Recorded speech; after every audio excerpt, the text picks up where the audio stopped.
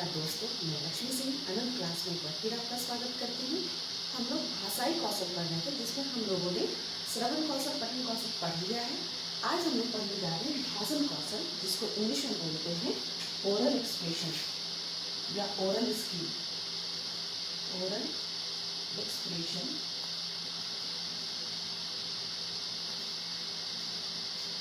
या oral skill.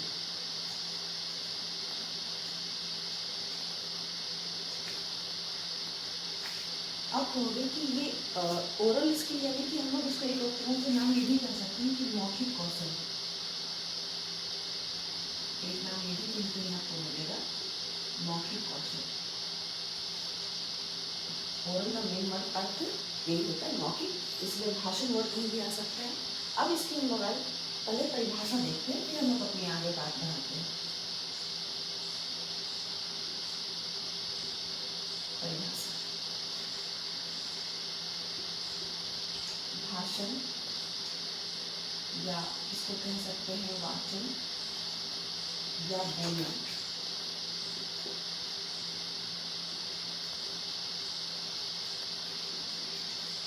भाषा का वह रूप है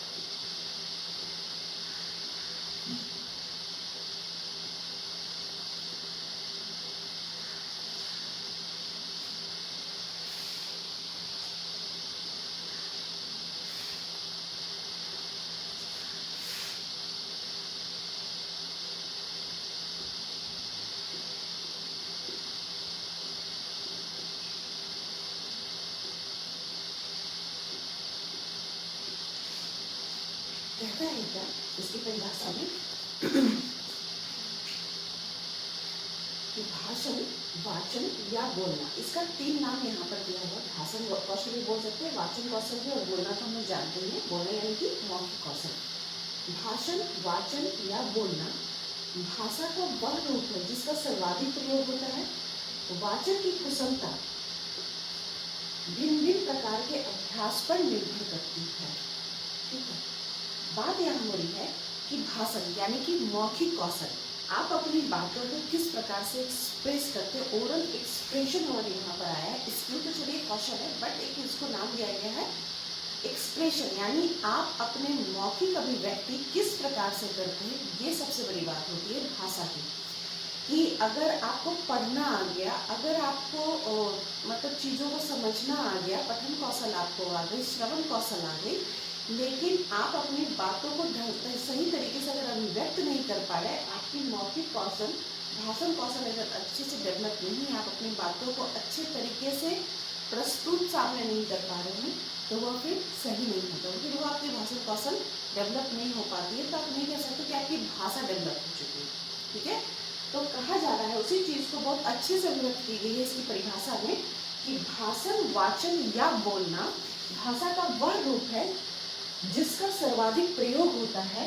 वाचन की कुशलता भिन्न भिन्न प्रकार के अभ्यास पर निर्भर करती है। आप जिस तरीके से अपने वाचन की प्रैक्टिस करिएगा बोलने की, उसी तरीके से आपकी भाषा हो जाएगी। और आप देखोगे कि मोस्टली सर्वाधिक प्रयोग इसी चीज़ का होता है। लोग बताया ना कि सुनने का कम प्रयास करते हैं, बोलने का ज़्यादा प्रयास करते हैं। तो चीज़ें कह रही है क्या कि भाषण जो है इसका सर्वाधिक प्रयोग होता है। ठीक है, अब इसके महत्व को हम लोग देखते हैं।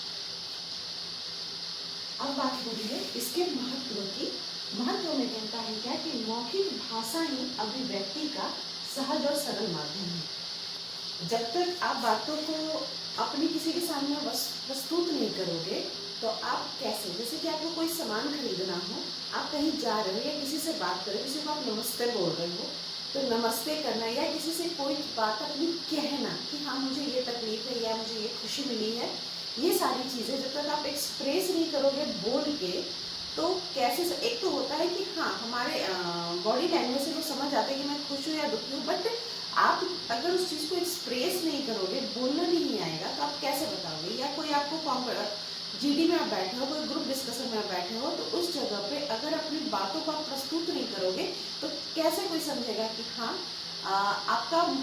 आपके विचार क्या है, ठीक है, उस बात के प्रति, ठीक है, जो टॉपिक आपको दिया गया है उसके प्रति आपके विचार क्या है, तब तक आपको किसी को आप नहीं समझा पाओगे। उसी तरीके से यहाँ पे ये चीज़ कह रहा है कि मौखिक भाषा ही अभिव्यक्ति का सहज और सरल माध्यम है। दूसरा क्या कह रहा है, भाषा की शिक्षा मौखिक भाषा से ही प्रारंभ होती है। ऑब्वियसली बात है, आप देखोगे कि भाषा जब लोग छोटे बच्चे को सिखाते हैं, पहले ही हम लोग बाबा दादा लाला जो भी वो बोलता है, तो वो क्या है, हम लोग उसके साथ साथ उसकी एक्टिविटी में पार्टिसिपेट करते हैं, है ना। तो मौखिक भाषा हम लोग वहीं से भाषा की शिक्षा शुरू होती है। फिर कहता है इसमें अनुकरण और अभ्यास के बराबर अवसर मिलते रहते हैं। इसमें आप सामने अगर कोई बोल रहा है तो आप उसको देख देख के सीखने की आप हैबिट, जैसे कि किसी को बोलने की आइडियोलॉजी होती है, मेरे जैसे कि अटल बिहारी वाजपेयी, वो बहुत अच्छी कविता में बात करते थे, तो ये चीज़ मुझे बहुत पसंद आती थी। तो उसी तरीके से तो मुझे लगता था कि हाँ इस तरह से बोल रही है। अब्दुल कलाम, वो जिस तरीके से डॉक्टर APJ अब्दुल कलाम हमारे, जिस तरीके से वो अपनी बातों को एक्सप्रेस करते थे, बेस्ट साइंटिस्ट होने के बावजूद भी बहुत सिंपल तरीके से, वो चीज़ मुझे बहुत इफेक्ट करता था, बहुत इम्प्रेसिव लगता था। तो वो सारी चीज़ें लगता है कि हाँ इस तरीके से बोलना चाहिए, इस तरीके से अपनी बातों को एक्सप्रेस करना चाहिए। वो क्या है, मैं अनुकरण कर रही हूँ। तो वही चीज़ को यहाँ पे कह रहा है कि अनुकरण और अभ्यास के बराबर अवसर मौखिक भाषा में मिलते हैं। नेक्स्ट देखते हैं इसमें क्या है।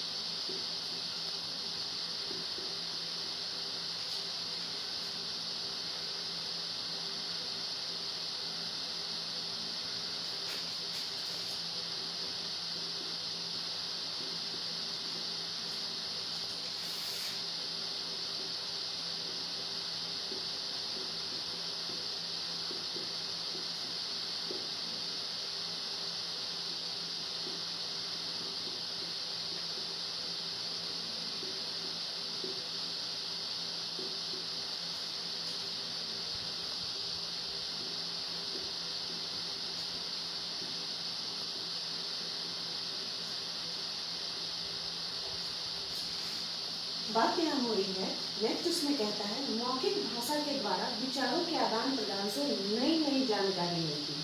ऑब्वियस बात है, आपने कुछ कहा, मैंने कुछ सुना, मेरे कुछ विचार आपको अच्छे लगे तो आपने उसको ग्रहण किया, आपके कुछ विचार मुझे अच्छे लगे तो मैंने उसको ग्रहण किया। तो यह जो सारी चीज़ें हैं, इसके लिए कहता है क्या कि जब आप बात करोगे तभी तो पता चलेगा कि आपके विचार कैसे हैं। तो इसके लिए कह रहा है क्या कि मौखिक भाषा के द्वारा विचारों के आदान प्रदान से नई नई जानकारी हमें क्या होती प्राप्त होती है। दूसरी बात हो रही है कि सामाजिक संबंध, सोशल रिलेशनशिप को सुदृढ़ बनाने के लिए और सामाजिक जीवन में सामंजस्य स्थापित करने में मौखिक भाषा हमें बहुत सहायता करती है। रीज़न ये है कि जब हम लोग, एक मनुष्य क्या है, एक सामाजिक प्राणी है। जब हम अपनी बातों को एक्सप्रेस करते हैं, आप देखोगे कि मनुष्य और पशु में ये सबसे बड़ा अंतर है, क्योंकि पशु अपनी बातों को बोल के एक्सप्रेस नहीं कर सकते, और हमारे पास ये भगवान ने, ईश्वर ने हमें ये बहुत बड़ा वरदान दिया है कि हम अपनी बातों को एक्सप्रेस कर सकते हैं। उसके लिए कहता है क्या कि सोशल रिलेशनशिप को सुदृढ़ बनाने के लिए, सामाजिक संबंधों को और हमारे सामाजिक जीवन को सामंजस्य, एडजस्टमेंट स्थापित करने में हमारी मौखिक भाषा बहुत हमें सहायता करती है। आप देखोगे कि बहुत लोग ऐसे होते हैं ना कि हर चीज़ को ना टू मैं करके, मतलब टोन उनकी जो होती है ना कि क्या कहूँ कि मतलब बिल्कुल लगता है ना कि बात करो तो लगता है काटेंगे ही, तो वैसी टोन के से ना आदमी लगता है कि नहीं, ऐसे से आराम से ही बात करें। और अगर आपके सामने मान लो ऐसे टोन के लोग मिल भी जाते हैं, अगर आप उसको मिठास में बात कर लेते हो, अपने तरीके से बात कर लेते हो, तो वो इंसान भी शांत हो जाता है। तो कहने की बात यह है कि अगर आपको अपने सामाजिक संबंध अच्छे बनाने हैं तो आपको बोलने का तरीका भी आना चाहिए, जिसमें यह मौखिक भाषा ही है जो हमारे सामाजिक संबंधों को और सामाजिक जीवन में हमें एडजस्टमेंट दिलाने के में बहुत ही सहायता करती है। ठीक है, अब इसके उद्देश्य देखते हैं हम लोग।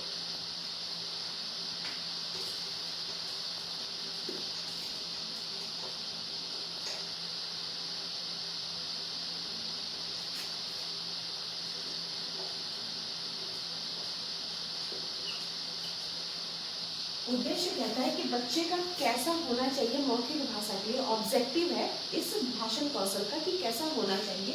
पहला ये है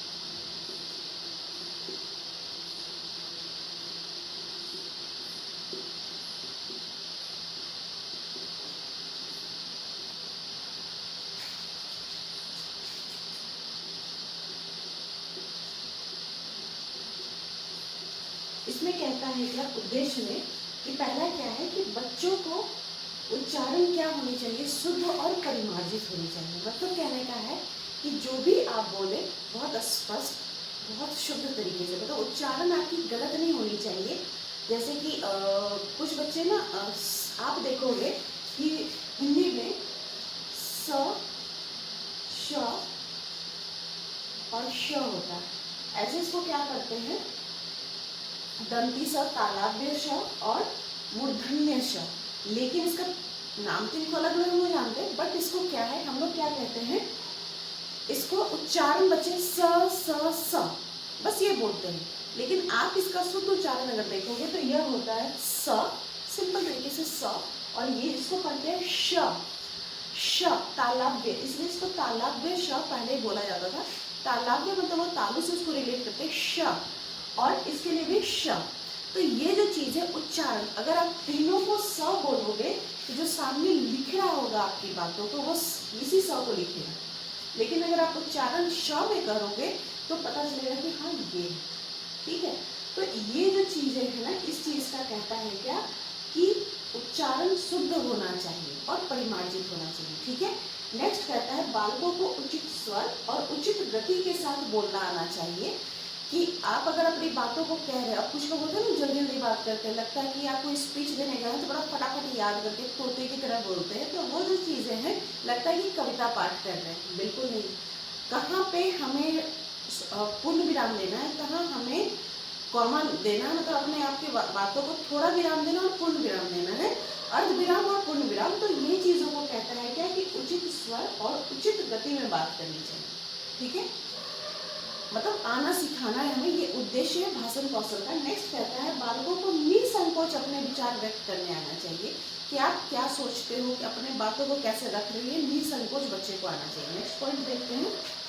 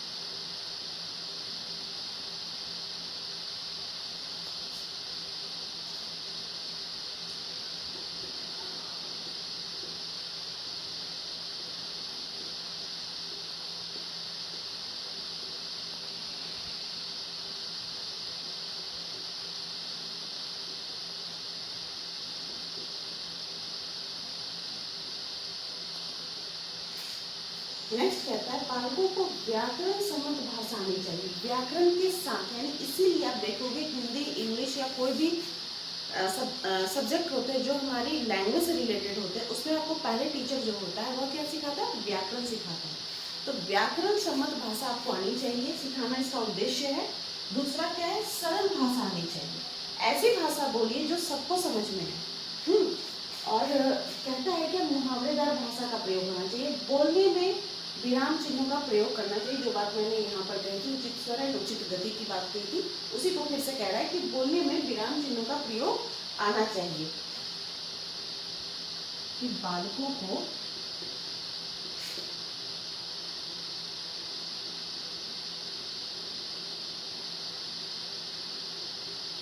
धारा प्रवाह,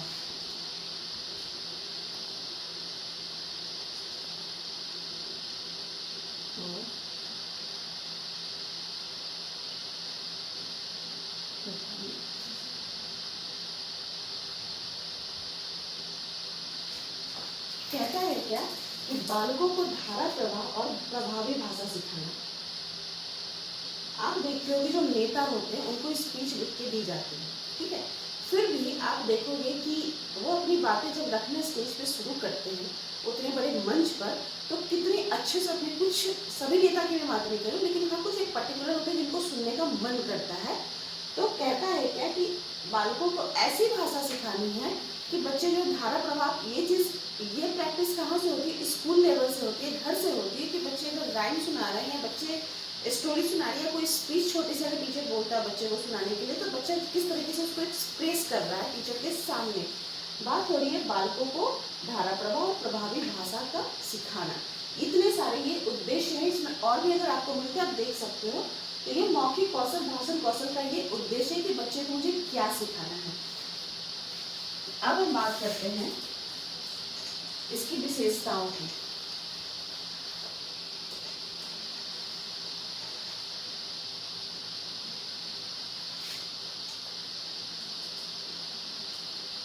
विशेषताओं मतलब कैरेक्टरिस्टिक।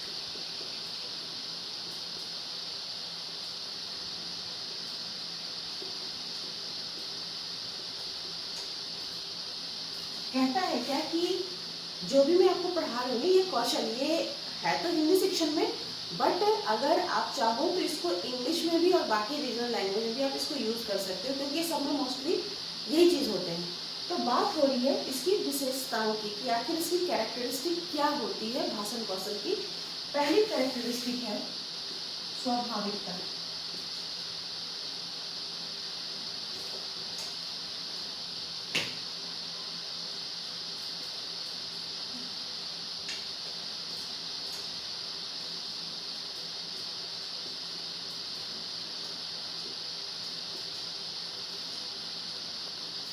दूसरी है अस्पष्टता। तीसरी है शुद्धता। चौथा है बोधगम्य।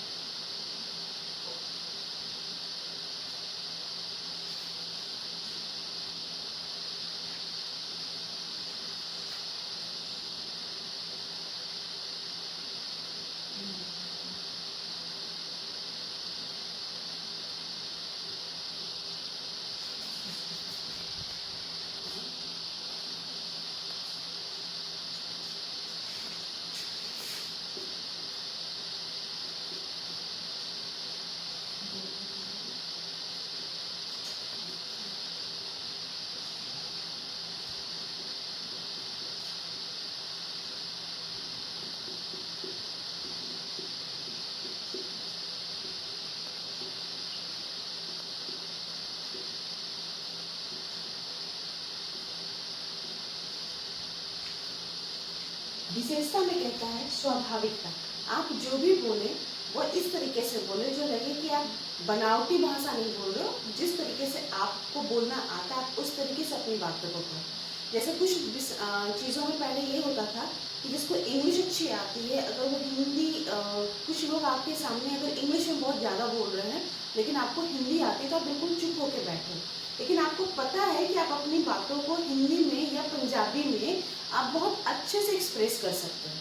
आपको पता है, आप समझ रहे हो चीज़ों को, लेकिन आपको क्या है कि नहीं यार वो तो इंग्लिश में बात कर रहा है, मैं नहीं बात कर सकती हूँ क्योंकि मुझे तो पंजाबी आती है, ठीक है, या मराठी आती है आप कह सकते हो।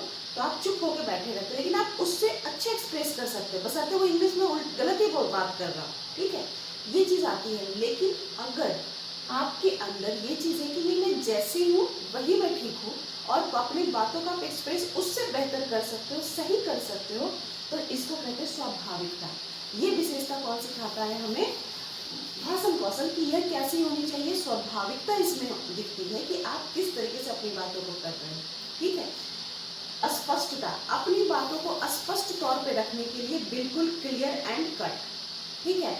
आप अगर स्पष्ट रहोगे, एक दिन हो सके आपकी बात गलत हो, दूसरी दिन गलत हो, लेकिन तीसरी दिन आप ही सही होगे क्योंकि आप ऑलवेज स्पष्ट अपनी बातों को रखते हैं, ठीक है। नेक्स्ट है शुद्धता। ऑब्वियस ही बात है कि अगर आप उच्चारण शुद्ध रखोगे, व्याकरण शुद्ध रखोगे तो आपकी भाषा शुद्ध होगी और आपको सुनने में भी लोग इंटरेस्ट लेंगे। नेक्स्ट है बोधगम्य भाषा। बोधगम्य मतलब एक सरलता से प्रभाव भाषा का चलते रहना चाहिए, ये नहीं कि कहीं रुके।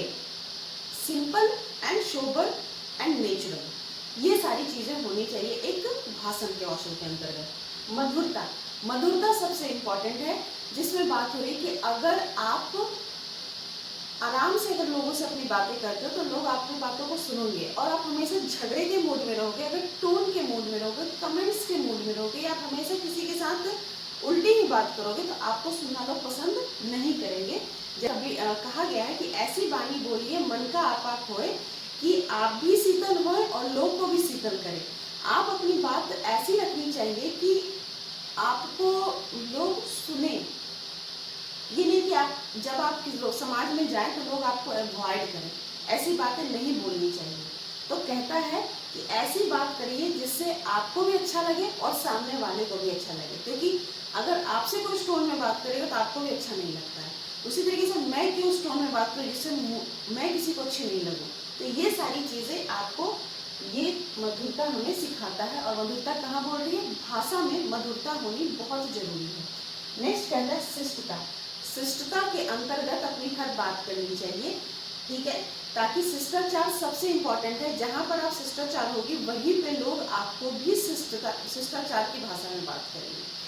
कहता है क्या बोधगम्य भाषा, फिर से ये बोधगम्य वर्ड आ गया, 2 बार आ गया।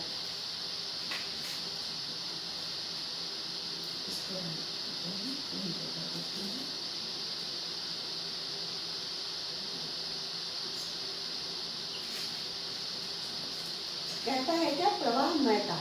प्रवाहमयता यानी कि जो बात हो चुकी है कि भाषा में प्रवाह होना चाहिए, एक के बाद एक सेंटेंस पॉज आप लो, लेकिन ये नहीं कि एक लॉन्ग पॉज हो। आपको ऐसा करना है कि अपनी बात ऐसी रखनी आनी चाहिए, जैसे कि हमारे न्यूज़ रीडर होते हैं या जो स्पीच देते हैं, तो अगर आप या बहुत अच्छे कवि जो होते हैं, आप देखना कि एक लय उनकी होती है, उस लय में आपको होना चाहिए। वो लय आपको कौन सिखाता है? ये प्रवाहमयता भाषा की। फिर है श्रोताओं के अनुकूल भाषा। जो बात मैंने यहाँ मधुरता में कही कि ऐसी बात बोली जिसको लोग सुन सके, आपकी बातों को समझ सके, तो श्रोताओं के अनुकूल भाषा होनी चाहिए। अब इसकी शिक्षण विधियां देखते हैं।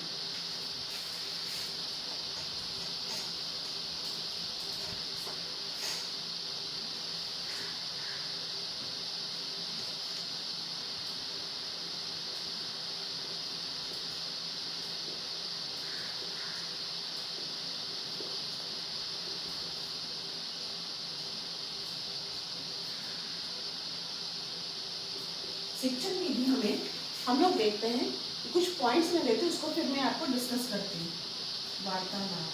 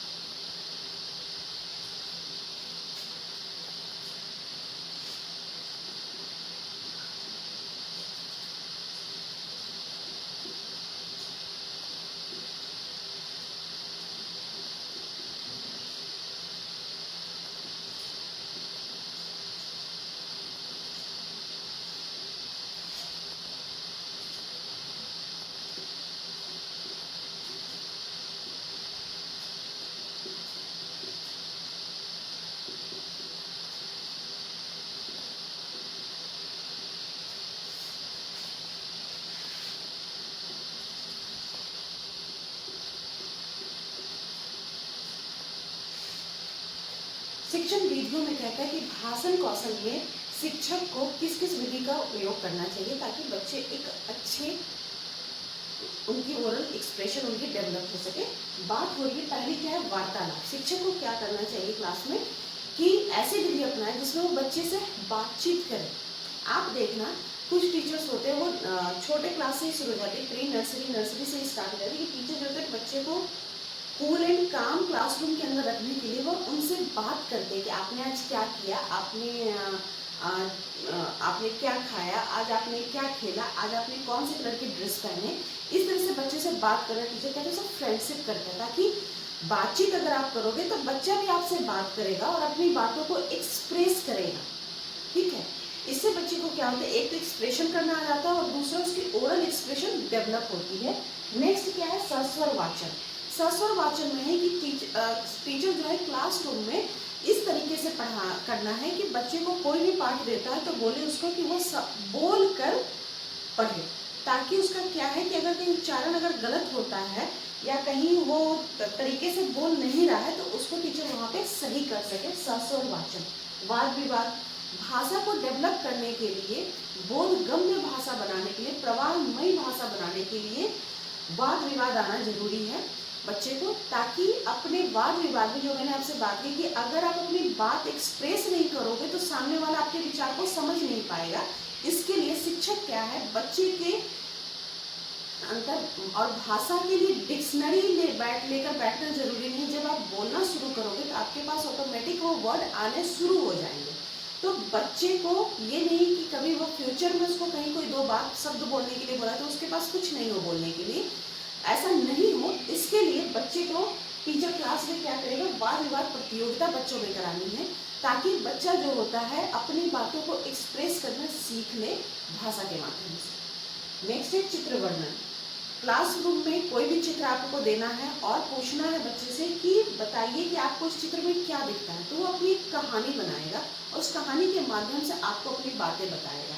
तो वह क्या है, चित्र का वर्णन करना बच्चे को आएगा। इससे क्या है, वो एक अपनी बात कहना कि उसके मन में जो चलता है, जो विचार होते हैं वो हमारे मन से तो उत्पन्न होते हैं, दिमाग से उत्पन्न होते हैं, तो उस विचारों को वो किस तरीके से बोल रहा है ये बात उसकी टीचर समझेगा।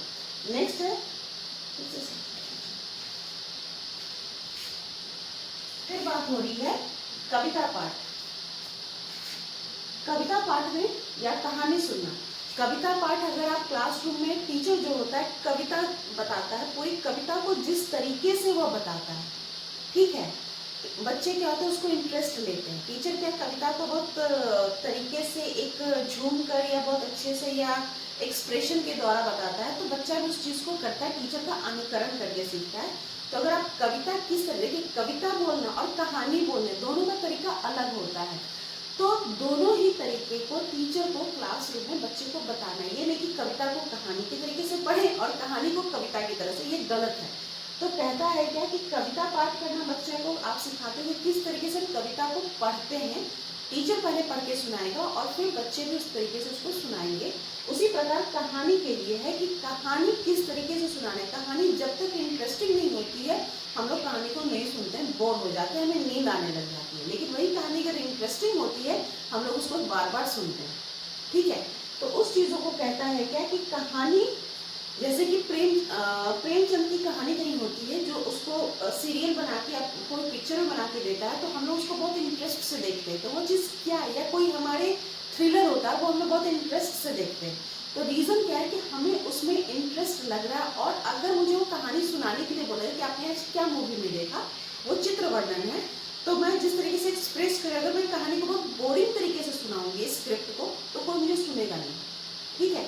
तो ये तरीका आपको आना चाहिए। ये चीज़ के लिए टीचर क्या है, पहले खुद कविता पाठ करेगा, बच्चे उस चीज़ को फिर फॉलो करते हैं और बच्चों से वो करवाता है। और कहानी का भी है कि कहानी सुनना, पहले कहानी टीचर उसको सुना के बताएगा कि किस तरीके से सुनाना, और फिर बच्चा उसको क्या है, कहानी को अपने तरीके से फिर सुनाता है टीचर, ठीक है। कहता है भाषण। भाषण कौशल में है कि आप जैसे देखना कि कुछ बच्चों को टीचर क्या देता है, कहता है कि फैमिली पे आप ऐसे लिख कर लाना और उसको आपको क्लासरूम में स्पीच, आज स्पीच की क्लास होगी, सारे बच्चे स्पीच देंगे, इस पर 5 मार्क्स है या 10 मार्क्स है। तो बच्चा जो होता है वो मार्क्स के चक्कर में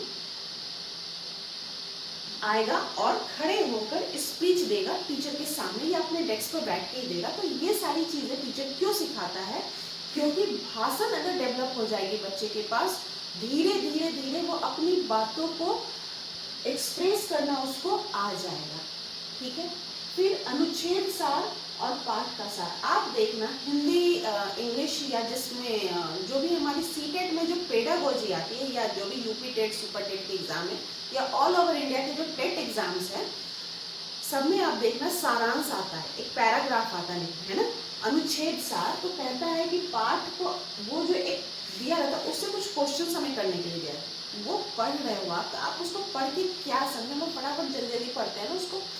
तो बात यहाँ हो रही है कि अनुच्छेद सार पाठ का सारांश अगर आप पढ़ के उस पूरे पाठ की कहानी को समझ के और अपनी बातों को बहुत अच्छे से एक्सप्रेस करने के लिए अगर आपको बोला जाए और ये आप सीख गए हो, तो आपसे बेहतर ओरल एक्सप्रेशन करने वाला, ओरल स्किल वाला कोई नहीं होगा। तो ये चीज़ कौन सिखाता है, शिक्षक हमें क्लासरूम में सिखाता है कि उसने एक स्टोरी दे दी, उसका सारांश या उसने सारांश दे दिया हमें, ठीक है।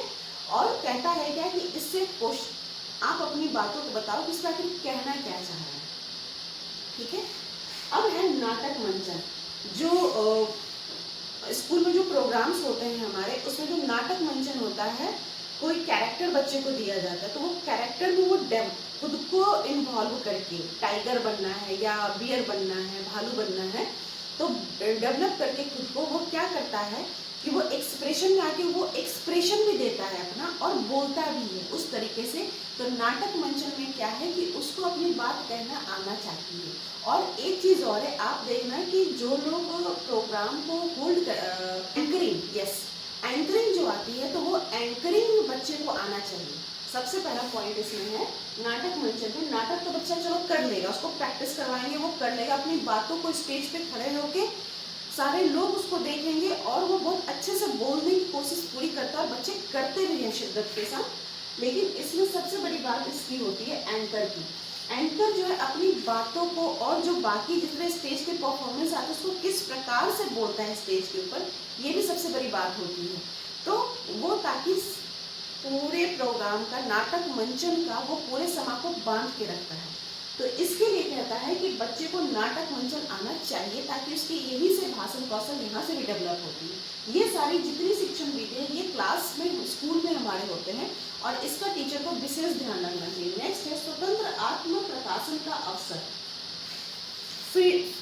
फ्रीली बच्चा जो है अपने आप को एक्सप्रेस करे। आत्म प्रकाशन, आप देखना कि एक हम लोग ग्रुप में परफॉर्मेंस देना और एक सोलो परफॉर्मेंस देना बहुत अंतर होता है। सोलो में इंसान की धड़कन बड़ी होती है कि पता नहीं हो मैं किस तरीके से करूँ, लेकिन जब आप एक बार घबराओगे, दूसरी बार घबराओगे, लेकिन तीसरी बार आपका कॉन्फिडेंस बिल्कुल डेवलप कर जाएगा।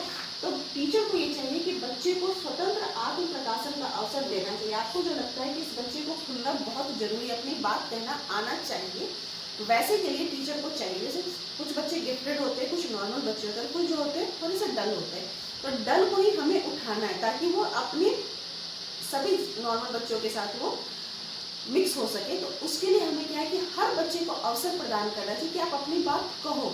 तो स्वतंत्र आत्म प्रकाशन का अवसर बच्चे को देना चाहिए। तो आज हम लोगों ने पढ़ा, ये हमारी शिक्षण विधियाँ थी। आज हम लोगों ने भाषण कौशल की परिभाषा, उद्देश्य, विशेषताएं, महत्व और शिक्षण विधियाँ पढ़ी। आप चाहो तो इसकी स्क्रीनशॉट ले सकते हो और जितना भी मैंने बताया उसको आप एक्सप्लेनेशन में लिख सकते हो। तो ये सारे जो हैं मैं पढ़ा रही हूँ, ये सारी चीज़ें आपको सीटेट आ रहा है और इसमें बहुत ही इंपॉर्टेंट है। इसको पढ़ते रहिए, मेरे चैनल के साथ बने रहिए, लाइक और सब्सक्राइब करिए। मिलती हूँ नेक्स्ट वीडियो में नेक्स्ट टॉपिक के साथ, तब तक के लिए नमस्कार।